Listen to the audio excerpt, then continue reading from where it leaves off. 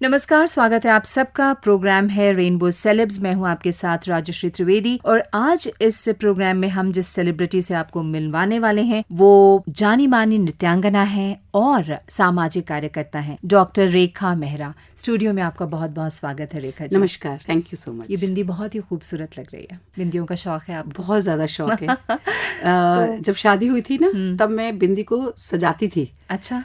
अगर रेड लगाना है तो वाइट, कभी ब्लैक से डिजाइन्स करती थी। तो कई बार बाहर जाते कहते हैं आपने बिंदी कैसे बनाई है? मैं भी पूछने वाली थी आपसे।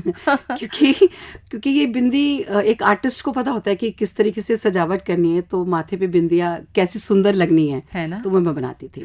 बहुत बढ़िया। वैसे ही जब आप नृत्य करती होंगी और जो लोग देखते होंगे तो वो ये भी सोचते होंगे कि अरे वाह, इतना खूबसूरत प्रेजेंटेशन। तो उसके बैकग्राउंड में चलते हैं और उससे भी पहले चलते हैं। आप कहाँ पैदा हुई, कहाँ आपकी परवरिश हुई, कैसा आपका परवरिश था, कैसा आपका माहौल था? क्या आपके लिए नृत्य सीखना आसान था? परिवार में किसी को इन चीज़ों के प्रति, जो सांस्कृतिक कलाएं हैं उनके प्रति आकर्षण था? बताइए ना। देखिए, मैं दिल्ली की रहने वाली हूँ और दिल्ली में पली बड़ी। फैमिली में ही ऐसा था कि क्योंकि हम लोग 5 बहनें थी, एक पापा कमाने वाले थे बस खाली, और मम्मा घर पे सोशल काम करती थी। अच्छा, माँ सोशल काम करती थी? घर पे रहती थी और घर का काम करती थी। बाहर से लोग आते थे तो उनको राय बहुत देती थी। अब तो खैर मम्मी पापा दोनों नहीं रहे जी। और भाई एक है हमारा, थोड़ा सा दिमाग का कम है, वीकर है, लेकिन सबसे छोटा? सबसे छोटा है। बिल्कुल बिल्कुल। तो आप 5 बहनों में वो लाडला रहा होगा? बहुत लाडला रहा, बट ये था कि जब वो देर से चला, देर से बोला, तो मम्मी को ये लगा कि पता नहीं क्या चीज़ है कि ये ग्रोन अप नहीं हो पा रहा, स्कूल में नहीं बैठ पा रहा है। तो फिर उसको अल्टीमेटली हमने दूसरे हॉस्पिटल्स में दिखाया तो उसकी जो IQ लेवल थी वो कम निकली थी। बट हमारी सब बहनें बहुत अच्छी अपने अपने लेवल पे थी। कोई पढ़ने में बहुत अच्छी थी तो कोई सिलाई में बहुत अच्छी थी, और मेरा डांसिंग का शौक था। तो इसको मैं दीवानगी क्या, मेरी जिंदगी, मेरी रूह, मेरी आत्मा सब मेरी डांस को मैंने समर्पित किया। क्या बात। लेकिन ये शुरू कहाँ से हुआ? बचपन में तो नृत्य देखने जाती थी या घर में कोई था? कैसे ये शौक हुआ? ऐसा था कि स्कूल में मैंने म्यूजिक लिया हुआ था जी। तो म्यूजिक के साथ क्योंकि एक अटैचमेंट होती है, संगीत नृत्य का आपस में एक बहुत समावेश है, गहरा संबंध है। तो मेरी कुछ फ्रेंड्स होती थी, हम लोग क्या करते थे कि तारों पे कपड़े जैसे हम लोग सुखाते थे तो हम क्या करते थे, साड़ियाँ ले लेते थे पुरानी और उसको जो है हम लोग बांध देते थे। अच्छा। और एक स्टेज जैसा बना देते थे, कुछ अपने घर के लोग और कुछ वैसे लोग आके हमारा प्रोग्राम देखते थे, हम अपने आप ही करते थे। तो वहां से मुझे बहुत शौक चढ़ा। तो वो मेरी एक दीवानगी थी कि मैं ढूंढ रही थी कि कहाँ सीखने जाऊं, कैसे जाऊं, कहाँ मिले मुझे। तो उसकी तलाश में मैं रहती थी। तो ये जो आप नृत्य करते थे आप लोग, या जो घर में प्रोग्राम करते थे, ये फिल्मी गानों पे होता था? कैसे? बट नेचुरल है। हाँ। क्योंकि शुरू में तो हम गाने वही जानते थे जी। हमने क्लासिकल सीखा ही नहीं हुआ था। तो जो भी गाने सीखते थे, जैसे उड़े जब जब जुल्फे तेरी, तो उस पे हम लोग डांस किया करते थे, लहराते थे। हाँ। क्योंकि वो एक शौक था। तो जैसे ही बॉडी से निकलता था, क्योंकि मन अगर हमारा साफ है और हम उस चीज के डेडिकेट हैं तो वो चीज अंदर से निकलती है, हमेशा निकलती है। तो हम लोग करते थे, तो बस ये ढूंढते थे कि इसको मैं कहाँ से सीखूं, क्या सीखूं। ये भी मुझे नहीं पता था कि मैं क्या सीखना चाहती हूँ, बस उसी की तलाश में मैं रहती थी मैं हमेशा। और रेखा जी, तो फिर सीखना कब शुरू हुआ? जब मैं 15 साल की थी तब मेरी सिस्टर एक्चुअली में काम करती थी, कहीं रिजर्व बैंक पे सर्विस करती थी। तो उन्होंने किसी से पूछा तो मैं वहाँ जाती थी। फिर मेरे को पता लगा, हम लोग वहाँ गए देखने के लिए, तब मैंने शुरू किया कथक डांस। तब परफॉर्मेंसेस देखने के लिए जाना शुरू हो गया था? नहीं, देख परफॉर्मेंस, क्योंकि हमारे घर में ये था ना कि बेटियां थी तो कोई ले जाने वाला लाने वाला कोई नहीं था। तो मुझे ये था कि कुछ भी सीखना जरूर है मुझे डांस। पिताजी मतलब पापा रिजर्व बैंक में काम करते थे, तो सुबह जाते थे, रात को आ जाते थे, तो लेके लाने जाने वाला कोई भी नहीं था। तो जब मुझे पता लगा कि यहाँ पे सिखाया जाता है, तब मैंने अप एंड डाउन करना शुरू किया साउथ ईस्ट। पिताजी से ये बात कही या नहीं कि मुझे नृत्य सीखना है? पिताजी तो हमारे बहुत सीधे थे, कहते जो तुम्हारा मन हो सीखो। बिल्कुल। ये मेरी बड़ी सिस्टर ने मुझसे आगे उन्होंने किया कि उन्होंने देखा, गए हम लोग वहाँ पे, एडमिशन लिया मैंने। तो मैंने वहाँ से अपनी तालीम, जो मेरे गुरु फर्स्ट थे वो राम कुमार जी थे, जयपुर घराने के थे, जी। उनसे मैंने सीखना शुरू किया। आप 5 बहनों में कौन से नंबर पे हैं? मैं तीसरे नंबर पे हूँ। यानी 2 बड़ी बहनें हैं 2 बड़ी बहनें, और 2 छोटी। 2 छोटी हैं। यस। वो कहावत है कि जो छोटे हैं ना बड़े, बड़ी मुश्किल में वो पड़े। जी, जी, ऐसा जी। कभी लगा आपको कि बड़ी बहनें जो हैं वो बहुत डिमांडिंग थी, या ये कर दो वो कर दो, और फिर छोटी बहनों के प्रति तो फिर जिम्मेदारी हो जाती है? देखिए, ऐसा कभी है इस तरह कि की? मम्मी की लाडली तो सबसे बड़ी थी, अच्छा। लेकिन हमारी बड़ी सिस्टर ने भी बहुत सफ़र किया कुछ चीज़ों पे। जी। लेकिन क्या था कि कपड़े हमारे वही सिलती थी सबसे बड़ी बहन, या मम्मी सिलती थी। जी। और ये था कि नहीं, ये देखो सब बहनों के लिए कितना करती है, कैसे करती है।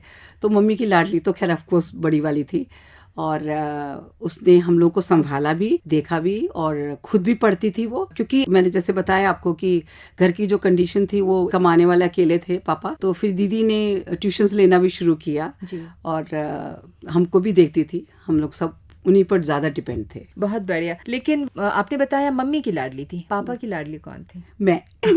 चलिए, ये तो अच्छा है। लेकिन क्योंकि कहते हैं कि जो बीच वाला बच्चा होता है ना, मैं भी बीच वाली थी, हमेशा ये कंप्लेन था कि पापा उसको प्यार करते हैं, मम्मी उसको प्यार करती है। जब हम बड़े होते हैं, जब खुद पेरेंट्स बनते हैं, तो लगता है नहीं, माँ बाप ऐसा करते नहीं है, वो हमें ऐसा लगता है। बिल्कुल बिल्कुल। तो फिर आपने डांस सीखना शुरू कर मैं दिया? एक बात आपको और जरूर बताना जरूर, चाहूँगी कि जरूर। मेरे पापा की मैं लाडली कैसे थी। कि जब मैं डांस सीख के आती थी, तो उनको पता था ये इतना चलती है, डांस भी करती है, थक जाती है, तो तब तक पापा बैंक से वापस आ जाते थे और मक्खन निकाल रहे होते थे, क्योंकि वो टाइम में मक्खन घर पे निकलता था। जी। तो मुझे अलग से कटोरी भर के मक्खन निकलते, तो तू ये खा ले, क्योंकि तेरे को ताकत आएगी उससे।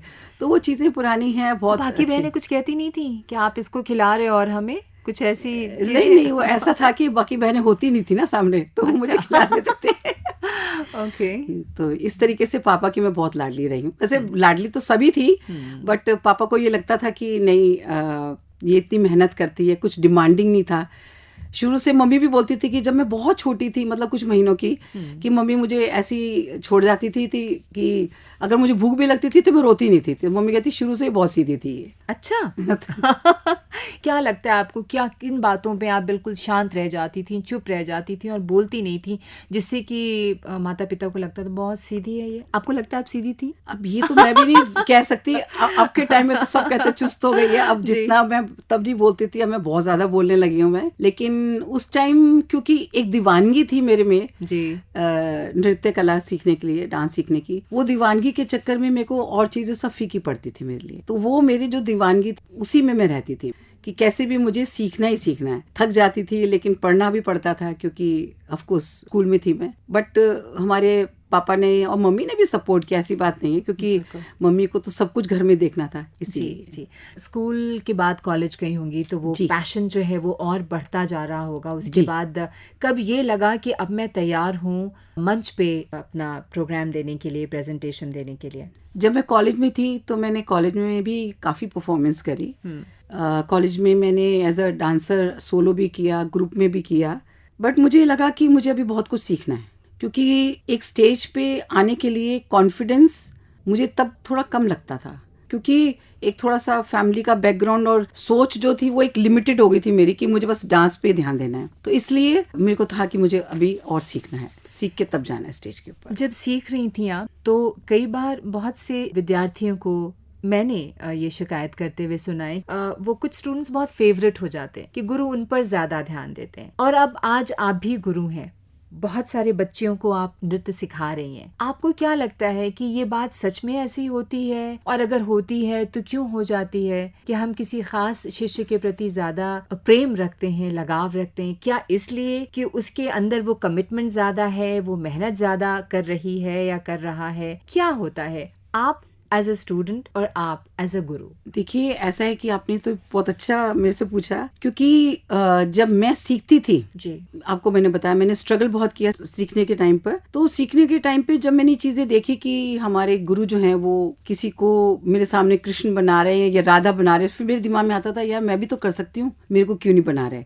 कहीं कहीं कोई चीज वीक पड़ जाती थी। आपकी हालात को देख के बोलना चाहिए, या सिचुएशन जब ऐसी होती थी, कहीं कोई लेवल किसी का अपनी फैमिली में बहुत हाई होता था तो उसका फर्क तो देखिए डांस में पड़ता था। मैंने ये चीज शुरू से नोटिस बहुत करी क्या थी। फर्क पड़ता था? देखिए जैसे मैं सफदरजंग एन्क्लेव से आती थी, एक लड़की वसंत कुंज से आती थी, कभी हमारे गुरु ने उनके लिए गाड़ी भेज दी तो मेरे लिए नहीं भेजी, तो मुझे लगता था कि यार रेखा मतलब हम वहाँ की वही हैं और वो अच्छी है तो उसको लिए गाड़ी गई है। अच्छी तो किस मायने में? मतलब इसलिए कि आर्थिक फाइनेंशियली की, तो मुझे लगा कि चलो कोई नहीं, बट मुझे सीखना है। और सच में मेरे साथ मेरे भगवान थे, मेरे गुरु का आशीर्वाद जो था वो तो है ही। और मैं आज उस सिचुएशन पे आई कि मैंने मेहनत करी। रही बात मेरे बच्चों की, जब मैंने अपने बच्चों को सिखाना शुरू किया था, मैंने इसको एज अ प्रोफेशनल पहले नहीं लिया था जी। मेरा शौक था, लेकिन प्रोफेशनल इसलिए बना क्योंकि घर भी चलाना है ऑफ कोर्स, तो उसके लिए मुझे ये थोड़ा प्रोफेशनल बनना पड़ा। तो मैंने, मेरी कुछ स्टूडेंट्स ऐसी थी जो मुझे पता लगा कि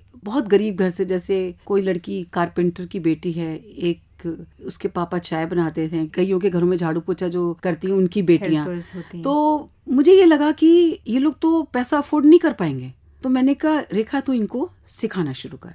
तो मैंने उनको फ्री ऑफ कॉस्ट में सिखाना शुरू करा, क्योंकि मैंने देखा था कि करवा चौथ पे वो लोग मंदिर के आगे मेहंदी लगाते थे, पैसा कमाते थे, क्योंकि आफ्टर ऑल वो भी तो लड़की है ना, उनको भी हर चीज की जरूरत, जो आज हर लड़की की जरूरत पड़ती है, जो अमीर हो या गरीब हो, पैसे की जरूरत उनको भी थी।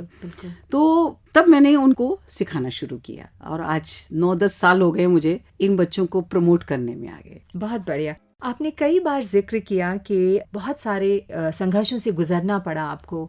क्या आप शेयर कर सकती हैं हमारे लिसनर्स के साथ कि वो क्या संघर्ष था? वो सही है कि घर में 5 बहनें थीं, परिवार बड़ा था, पिताजी एक कमाने वाले थे, लेकिन कई बार ऐसा होता है कि फैमिली में एक कमाने वाला भी हो और सब एक साथ एकजुट होकर एक दूसरे का सुख दुख आधी रोटी खाकर बहुत प्रेम से गुजार लेते हैं। अब चीजें थोड़ी बदल गई हैं, पैसा भी है लोगों के पास, लेकिन वो जुड़ाव नहीं है जी। वो जो एक गहरा रिश्ता होता है, इमोशनल स्ट्रॉन्ग बॉन्डिंग जिसको कहते हैं, वो कम देखने को मिलता है। तो आप क्या कहेंगी कि संघर्ष में भी साथ होने की वजह से चीजें कहीं आसान हुई या आपको लगा कि नहीं? देखिए, मैं और परिवारों के बारे में तो नहीं जानती, मैं अपने परिवार की बात करती हूँ, क्योंकि संघर्ष की बात है। जब मुझे लगा कि एज अ फाइनेंशियल प्रॉब्लम है, तो मैंने बहुत छोटी उम्र में ही डांस सिखाना शुरू कर दिया। सिखाना भी शुरू कर दिया था, क्योंकि मुझे भी थोड़ी फाइनेंशियली मुझे लगा कि जरूरत पड़ेगी। मैं अपने मम्मी पापा पर बोझ नहीं पड़ना चाहती हूँ मैं, तो इसलिए मैंने वो चीज सिखाना शुरू करा और धीरे धीरे करके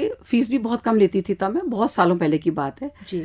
तो जो हमारा परिवार है, हमारा परिवार एक इतना अच्छा यूनिटी है। हमारे मम्मी पापा हमको जो देके गए हैं कि एक दूसरे के साथ चलना, एक दूसरे को देखना, एक दूसरे की प्रॉब्लम को सॉल्व करना आपस में, ये हमारे परिवार में अब तक है। हमारे मम्मी पापा नहीं रहे अभी, लेकिन मेरे को ये लगता है कि ऐसा परिवार सबको मिले, क्योंकि आज एक को प्रॉब्लम होती है तो हमारी दूसरी बहन खड़ी हो जाती है, दूसरे को होती है तो तीसरी, सब एक होती है तो चारों साथ में इकट्ठी हो जाती है कि उसको क्या जरूरत है, तन मन धन से उसको क्या चीज की जरूरत है, वो हम आपस में बातचीत करते हैं। तो ये हमारे में अभी तक हमारे में संघर्ष नहीं करना पड़ा, हम लोग उल्टा सुलझ जाते हैं आपस में बात करके। बहुत सुंदर। ईश्वर करे कि आपकी बात जो हमारे लिसनर्स तक पहुंच रही है वो भी ऐसा ही सोचें अपने परिवार के प्रति, क्योंकि आजकल प्रेम टेलीफोन के प्रति ज्यादा देखने को मिलता है और दूर दराज के रिश्तों से आप जुड़ जाते हैं। बहरहाल, पहला परफॉर्मेंस आपने कब दिया? ICCR की तरफ से आपने बहुत सारे प्रेजेंटेशंस दिए हैं, बाहर गई हैं, देश विदेश गई हैं, लेकिन पहला अनुभव हमसे साझा कीजिए। मैं पहला अनुभव तो पहले इंटरनेशनल करती हूँ मैं, क्योंकि मैं 1984 में मैं मॉस्को गई थी जी।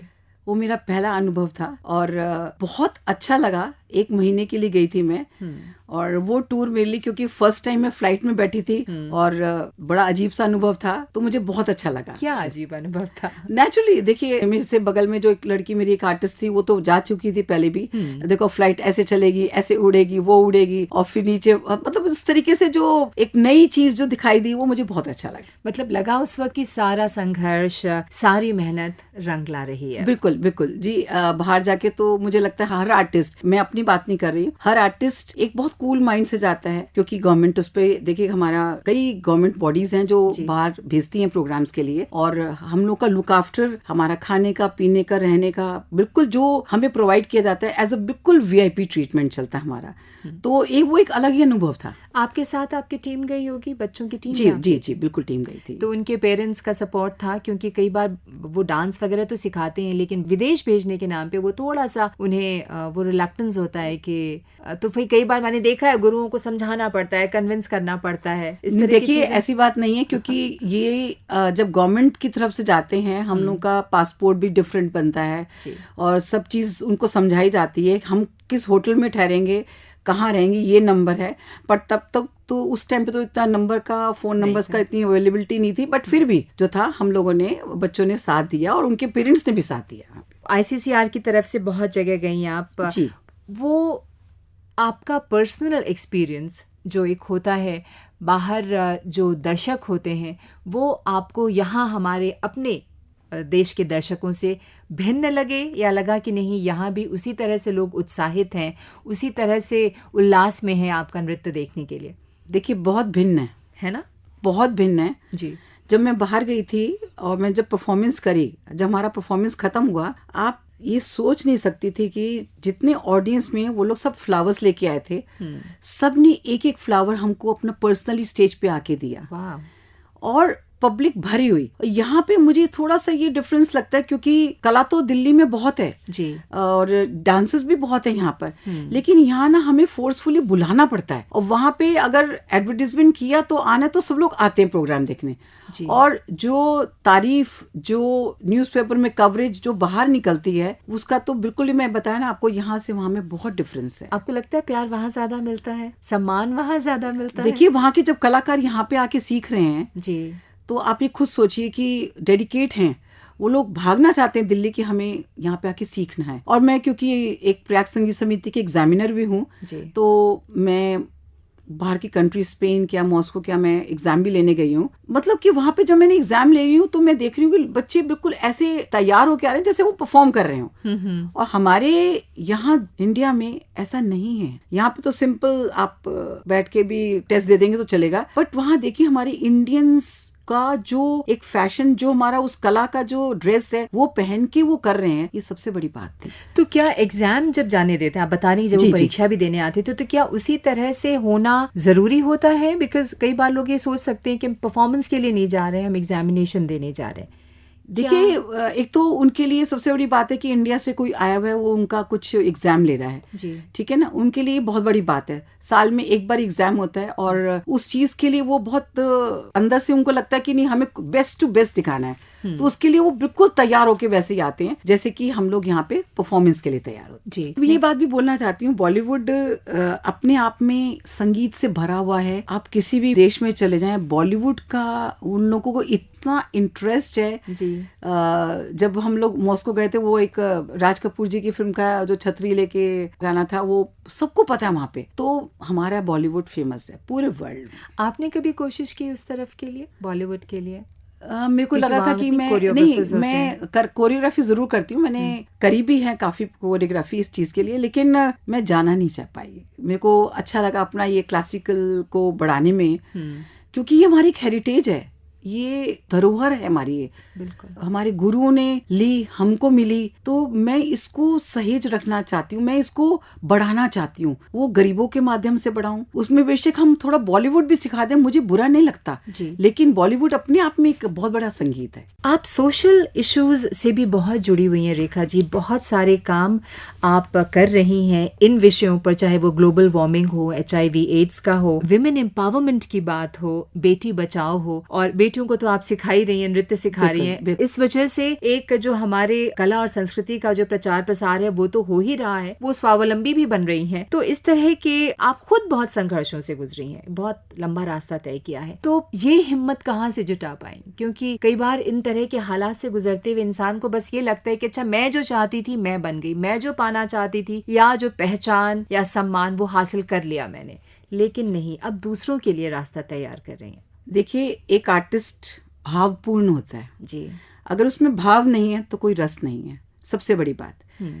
और मैंने जिनको सिखाने की कोशिश करी, मैं देखती थी उनके घर में 3-3 लड़कियां हैं, माँ बाप बहुत मुश्किल से घर चलाते हैं, और बच्चों को मैंने ट्रेन किया, आगे बच्चे परफॉर्म भी करते हैं जी।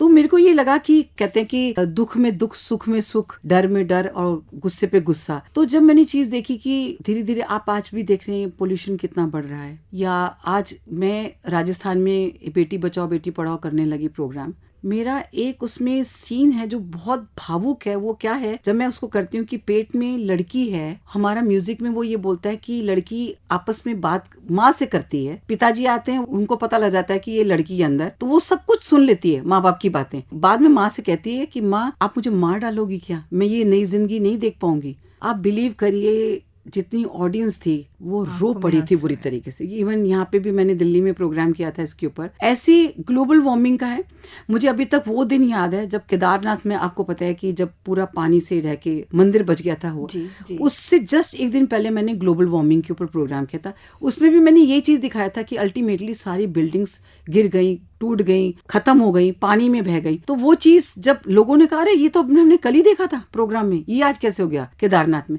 तो मेरा एक कॉर्नर ऐसा है, एक नृत्य, म्यूजिक एक ऐसा माध्यम है जिसमें कि हम अपना डायरेक्ट मैसेज, अगर वो रो रही है तो इसका मतलब उस पर इफेक्ट पड़ रहा है, अगर वो हंस रही है तो वो हंस रही है, अगर मैं दुर्गा का कर रही हूँ तो दुर्गा का इफेक्ट अगर ऑडियंस में नहीं जाता तो वो ये सॉल्यूशन नहीं निकलेगा। तो ये एक माध्यम है सामाजिक उत्थान के लिए कि जब हम इसके माध्यम से किसी परिवार को ठीक करते हैं तो क्यों नहीं। क्योंकि अभी मुझे याद है पीछे, अब एक ने बोला कि लड़की की शादी जल्दी करनी, मैंने कहा क्यों करेंगे आप जल्दी लड़की की शादी, आपकी लड़की कमाएगी, बिल्कुल कमाएगी। कहते नहीं हम 3-3 लड़कियों की शादी कैसे करेंगे, क्या करेंगे, हमारे पास तो पैसा भी इतना नहीं है। मैं कहा सब हो जाएगा, आपकी लड़की सशक्त है, शक्तिशाली है, मुझसे नृत्य भी सीखती है और भी 10 काम करती है, आप ऐसा क्यों समझते हैं। मैंने कहा लड़की लक्ष्मी होती है, सरस्वती है, दुर्गा है, आप उसको उस नजर से देखिए नहीं कि नहीं ये मेरे लिए क्या चीज है। तो वो देखिए आज उनके घर में देखिए 3 बेटियां, एक लड़की सीए कर रही है मेरी स्टूडेंट, एक लड़की एयरपोर्ट पे काम कर रही है और एक लड़की हॉस्पिटल में काम कर रही है। मुझे बहुत खुशी मिलती है जब मैं इनको इस तरीके से आत्मविश्वास उनका बढ़ाती हूँ कि वो आगे अपनी सर्विस कर रही हैं। बहुत खूबसूरत काम भी कर रही हैं आप, क्योंकि नृत्य के साथ साथ उनके पेरेंट्स को ये बताना कि सिर्फ नृत्य ही सीखने नहीं आती है, इसको पढ़ाएं आप,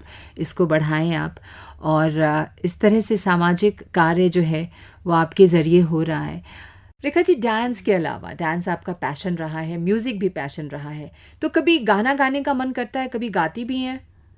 हाँ, मैंने गाना सीखा था बहुत पहले। तो फिर तो आप गुनगुना सकते। नहीं मैम, सच में मैं बेसुरी हूँ पूरी अभी, छोड़े हुए मुझे। तो नहीं हो सकते आप, प्लीज कुछ सुनाएं, थोड़ा सा एक लाइन। नहीं, मैं नहीं कर पाऊंगी। नहीं कर पाऊंगी? आपने इतना सब कुछ किया है। मुझे लगता है कि पता नहीं क्यों समहाउ मैं नहीं सिंगिंग के मामले में मैं थोड़ी सी पिछड़ जाती हूँ मैं। अच्छा ठीक है, तो ये बताइए कि जब डांस परफॉर्मेंसेस नहीं है, आपके टूर्स नहीं हैं, आपको टीचिंग अभी नहीं देना है, मतलब जो आप डांस सिखाती हैं बच्चियों को, तो फिर क्या करती हैं? क्या कोई खाली वक्त भी मिलता है अपने लिए, सिर्फ अपने लिए? आई नो आप इतनी पैशनेट है डांस को लेकर कि वो आपका ही वक्त होता है, लेकिन कुछ खाना बनाना, कुछ गार्डनिंग करना, कुछ घर की चीज़ों को, मैंने डांसर्स के घर देखे, बहुत सुंदर रखती हैं वो घर, वो पूरे वो आर्ट एंड क्राफ्ट जो है ना वो घरों में सजे होते हैं। मैं ना आर्ट एंड क्राफ्ट सजाती तो नहीं हूँ, मैं सिखाती हूँ मैं। अच्छा, क्या हमारे यहाँ पे बच्चों को पेंटिंग क्राफ्ट सिखाया जाता है, वही मैं बना के रखती हूँ यहाँ पर मैं।